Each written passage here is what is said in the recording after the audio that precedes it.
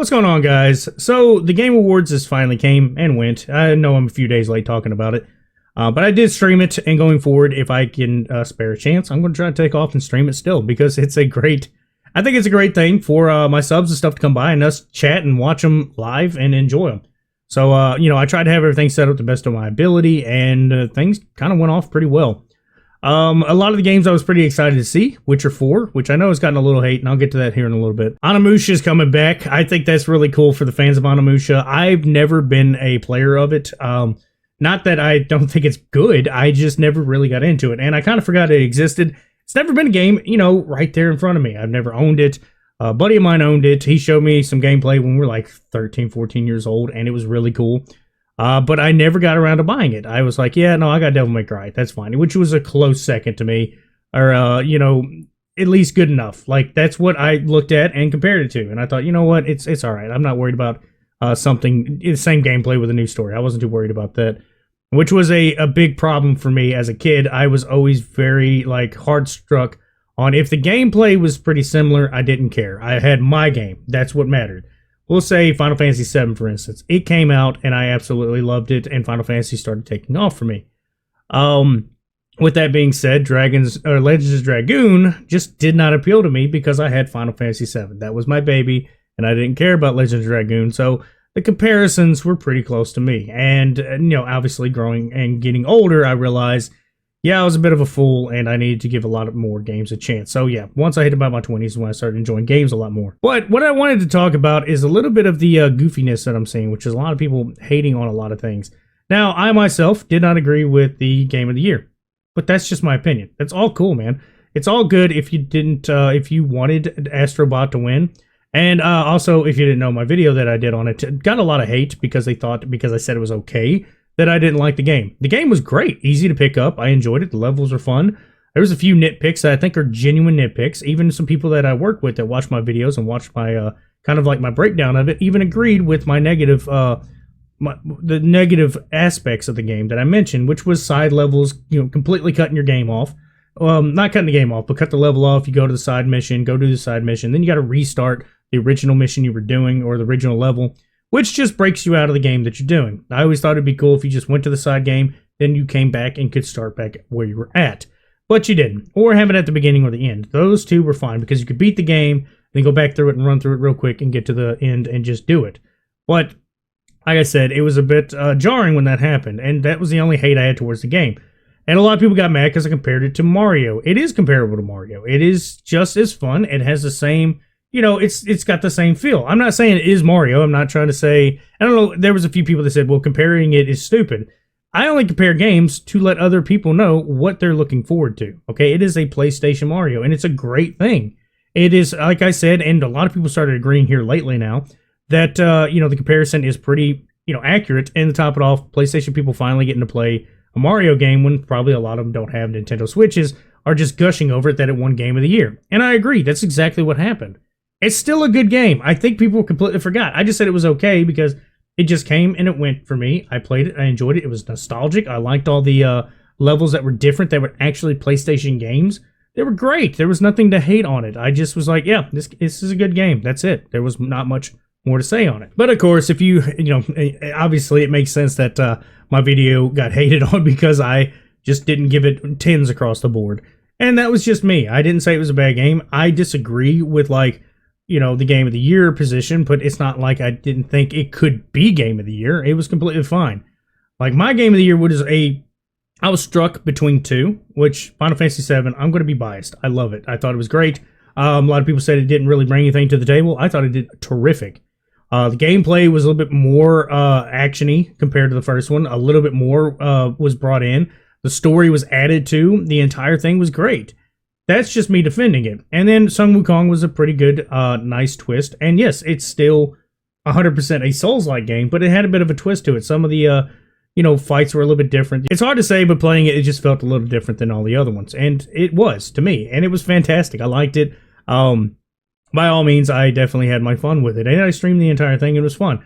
I totally did not cheat at the end at all. Completely. It was completely legitimate. Nobody could tell me otherwise. But anyway, that game, I thought those two would have definitely been a lot closer or definitely a contender. and I'm glad they released in there. All right, let's talk about the controversial Witcher 4. Yeah, I don't know why it's being controversial. Everybody's calling it the new woke game. It's getting woke. Oh God, it's just so terrible. It's Ciri. The whole premise of the story has been around Ciri and Geralt. Now, Geralt, whatever you want to call him. The Witcher is no longer going to be the direct, character. He was the trainer. He was basically her mentor at that point, after taking her in and everything like he was supposed to because of whatever I forget the premise, but it was something to do with fate. But basically, she was already being boosted, okay? I don't remember, or I don't know if you remember, play Witcher 3. There's I think one whole mission where you play as her. So it's a lot easier than trying to give you a 2-hour cutscene that they didn't know what to do with. No, they let you play as her, which was really fun and entertaining. She has abilities outside of what a Witcher has. And I remember when I saw the actual trailer drop while I was streaming it, I said, well, I don't remember her becoming a Witcher, like actually getting the abilities of Witcher. I know she had her own abilities, which, could progress and help with being a Witcher, but I don't remember her being one. Going through the trials and everything, which I was reading, apparently that's what the whole point of this game is. It's going to be the events that happen right before this is going to be her trial of the grasses or something.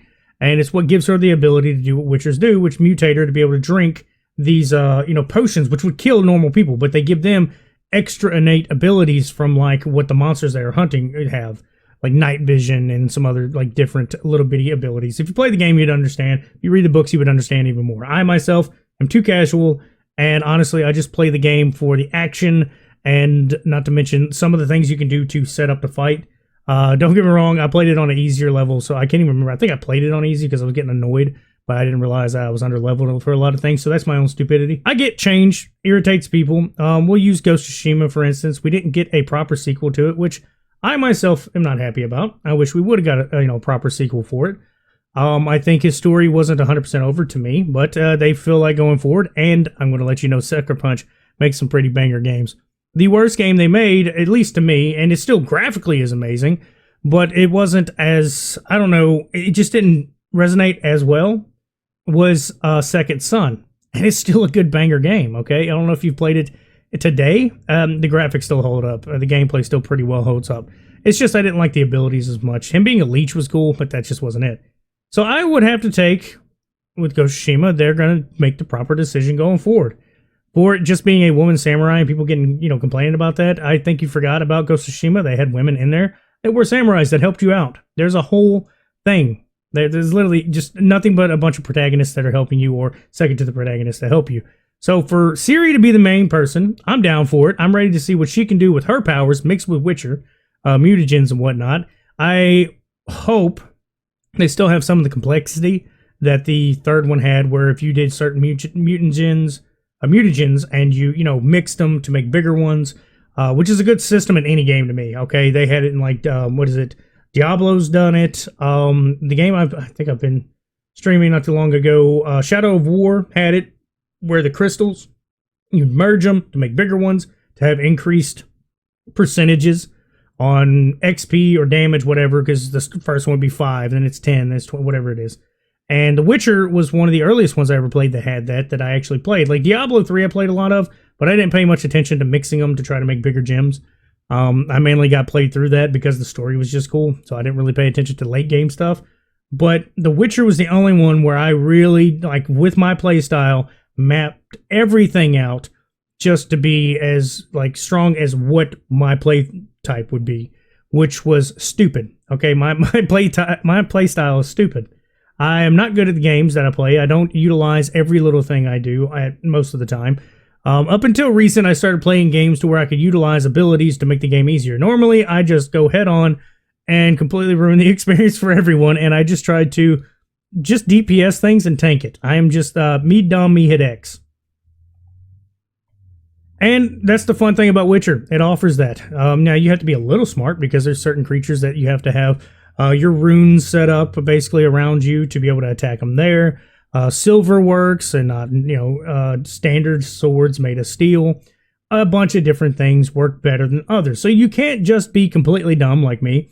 You still have to use somewhat of your noodle to actually to play the game. Going forward, Ciri, like I said, is going to probably be the best way to go about it because she is, at least to me, a very beloved character from the third one, which, she's been a mainstay character throughout the entire series because that's what the entire plot pretty much revolves around.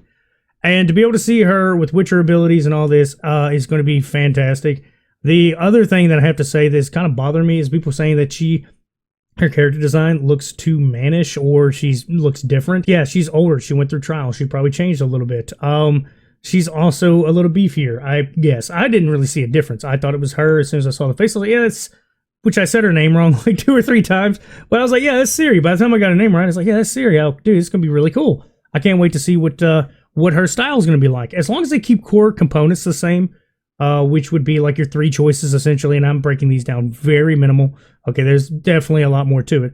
But basically, the 3 choices I always, in my head canon put it as, is you could do it for money, you could do it basically for more money, or you could do it for the goodness of your heart, because if you know, Witchers don't really do anything without money. They're always completely, stand down, they don't do anything, and they also don't, like, kill kings or whatever, which there's a few plots that revolve around that, obviously, in story, but basically, that's like their code of conduct is they are neutral, and they only try to keep the peace, essentially.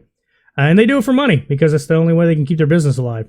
So you can go outside of that and kind of venture around and make your Witcher just a little bit more kind. Or you can do it for more money and being an asshole. Or you can just leave it alone and let people just die naturally as, God intended, essentially. It would be monsters versus people. You could do any of that. And as long as they keep that core gameplay with it, I think it will still do fine. And for anybody that's complaining about it, this is the one game you're kind of stupid to be arguing about. It's the one game I don't get.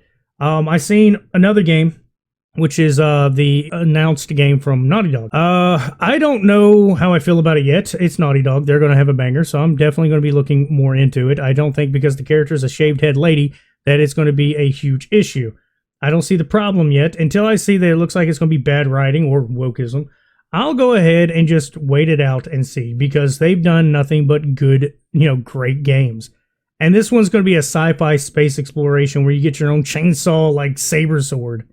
I don't see the problem in that. I think it's going to be good. I'm ready to watch it and play it and do whatever. But yeah, guys, I think the whole argument that this year's Game of the Year or Game Awards was trash, none of the new games being brought to, being released or being revealed are good, I think that's complete garbage. They were some good bangers that came out, and I'm ready to play them. Same thing with Game of the Year. Like I said, I don't agree with it, but I'm not going to argue it. It was easy to play. Everybody that enjoyed it. I'm glad that the people that, worked on it and, deserve the award. I mean, any of them would have deserved the award anyway. But I'm glad that they actually did get what they got. Every single game that was at the top got an award anyway. So that's good to see, because I think they deserved at least something.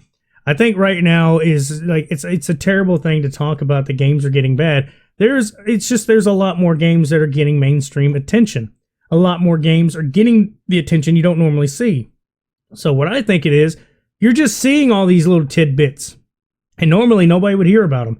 I think it's really the internet, YouTube streamers, and reviewers and stuff that has brought so much attention to where you think there's bad games, when really you're just seeing the abundance of games that's always been being made for 20, 30 years. You're just now getting to see how many games are actually being made and why it's a bunch of shovelware garbage. There's still plenty of diamonds in the rough. There's plenty of good quality games. Whether they're by just indie developers or AAA titles, there's still good games to be had, games to come. And I'm, for one, waiting on, like, Wolverine. I'm waiting on 1942. I think it's Captain America or whatever, Rise of Hydra. I'm waiting on all these good quality games to come out here soon. At least I'm saying good quality. I'm hoping they are. But I think we are not done. I don't know where the arguments are getting. I know that the gaming sphere is starting to get more and more, split, divided, and hate. Now it's either you like something or hate something. You can't just say something's okay. Like I said with Astrobot, I said it was just an okay game to me. It just came and went, and it won Game of the Year. Now, is my opinion wrong? No, it's an opinion. If I said it doesn't deserve Game of the Year, would that be wrong? Yes, it would be wrong. Because obviously it deserved it because it got it. Okay? You can say without a shadow of a doubt your game, at least the titles, were able to get Game of the Year. Yeah, that makes sense. But it just didn't. Mine was, like I said, Wukong I thought would win. But I was really hoping Final Fantasy VII. I didn't think it would win, but I was really hoping it would because it looked a little better. It was more polished. The transitions between, gameplay and cinematics was just a little bit different. You could see, but it was hard. It was easy to miss. I thought the ending was a good stopping point. Like the whole game just was great, and it had a lot of content. I thought it was like the bigger part about it, because like Astrobot didn't have a lot of content. Let's be fair; it was like a 20-hour game.